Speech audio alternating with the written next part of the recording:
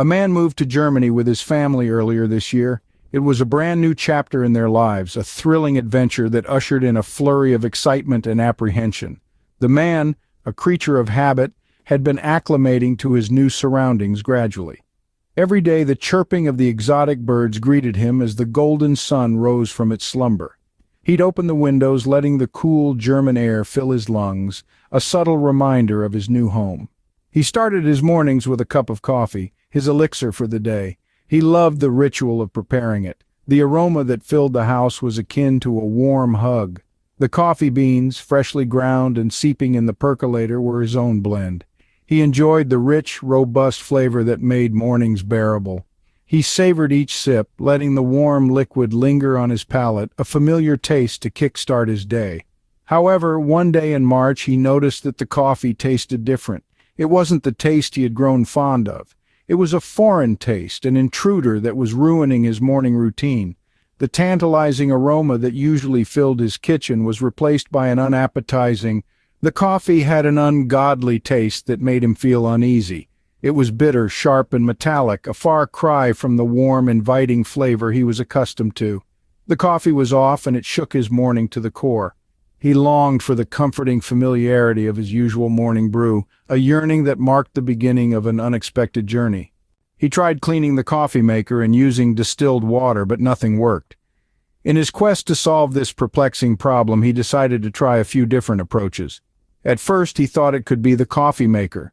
He meticulously cleaned it, removing every single piece, wiping it down, and then putting it all back together again. He even went as far as to purchase a specialized coffee machine cleaning solution, hoping that maybe, just maybe, it would resolve the issue. Yet, despite his best efforts, he found himself sipping on another disappointing cup of Morning Joe. His theory was to question the quality of the water he was using. Could it be the cause of his coffee woes? To test this hypothesis, he decided to use distilled water. He made every effort to ensure the water was at the perfect temperature for brewing. Not too hot, not too cold. Still, the results were unsatisfying. His coffee was consistently lacking in flavor, thin, almost lifeless.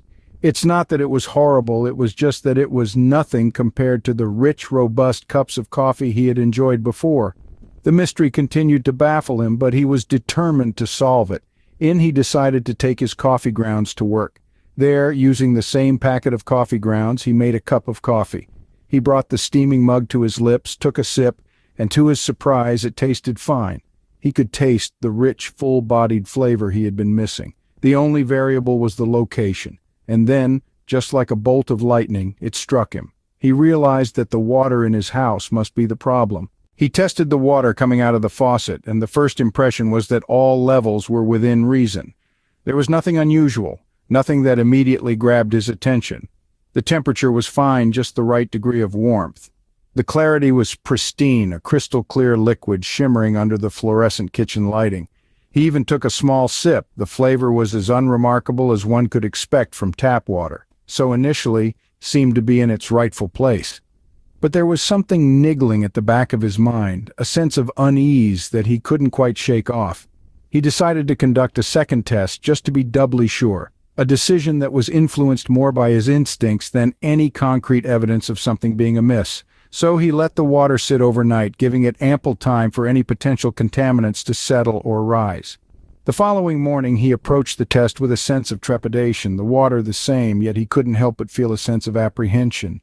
Carefully he collected a sample, his fingers steady despite the flutter of nerves in his stomach. The test strips were dipped, the waiting game began. And then the results came in. This time he found extremely high levels of chlorine. The man was alarmed and decided to document everything. His heart pounded in his chest as he set about his task, his mind consumed by the gnawing apprehension that had taken hold of him. He felt a cold sense of dread creeping up his spine as he retrieved the hidden camera from the dusty confines of the old wooden box where it had lain untouched for years.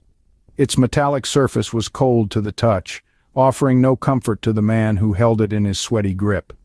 With trembling hands, he carefully set up the camera, positioning it discreetly to face the coffee maker. He was meticulous, triple-checking the angle, the focus, and the distance, ensuring that the camera lens would the entire scene without fail. His body was tensed with anticipation, his heartbeat echoing in his ears as he stealthily retreated, leaving the camera to do its job. Night turned into morning and the man was drawn to the camera, his curiosity and fear battling for dominance. He steeled himself for what he might find on the footage. A storm of emotions churned within him. He carefully checked the camera, his hands once more trembling, this time from the combination of fatigue and fear. As the first frames flickered onto the screen, he held his breath, his eyes glued to the images unfolding before him. He watched in silence. The only sound in the room was the soft whirring of the camera. He waited, the tension almost unbearable, until finally he saw it. To his horror, he saw someone adding chlorine to the water reservoir of the coffee maker. The man was now convinced that he was being targeted. A chill ran down his spine as he began to acknowledge the reality of his situation. Every creak, every rustle in the wind seemed to amplify his fear. Yet there was an inexplicable need to find out who was behind this.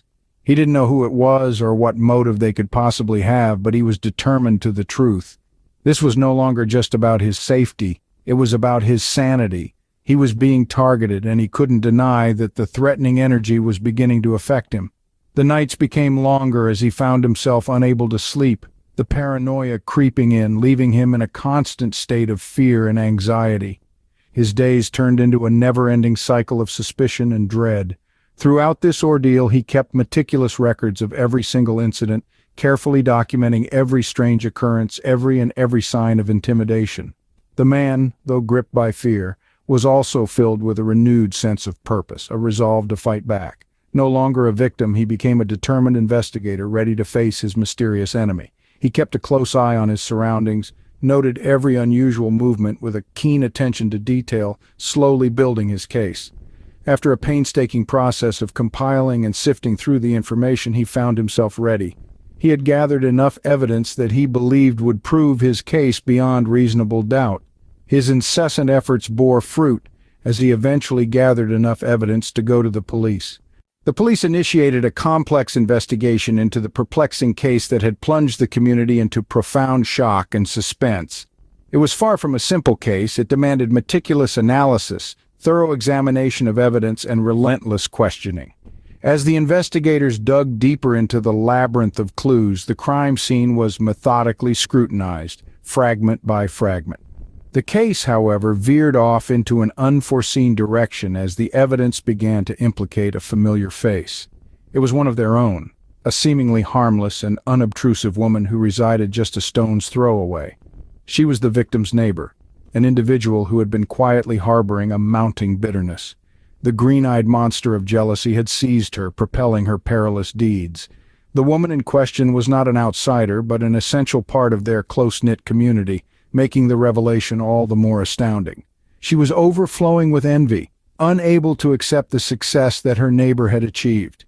It was this that had driven her to perpetrate the unthinkable, the disgraceful crime of attempted poisoning. In a twist of ironic justice, the neighbor who was once met with friendly smiles and waves was now the object of terrified whispers and accusatory fingers. Her jealousy had exacted a heavy toll as the police apprehended her, shackling her in the chains of her own remorse and regret. The neighbor was arrested and charged with attempted poisoning. The man and his family are safe, that is the present reality. However, mere safety does not erase the chilling touch of fear that has left them unnerved. The man, a figure of strength, now struggles to keep his composure. His eyes, usually warm and inviting, now flicker with a hint of uncertainty. His wife, a woman of incredible resilience, clings to him, seeking reassurance. Their children, too young to understand the gravity of the situation, mimic their parents' anxious expressions. The family home, once a haven of laughter and love, is now eerily quiet.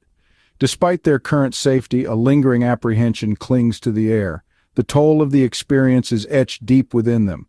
Their smiles are forced, their movements cautious. The echoes of the traumatic event still reverberate within the sanctuary of their home, but they are shaken by the experience.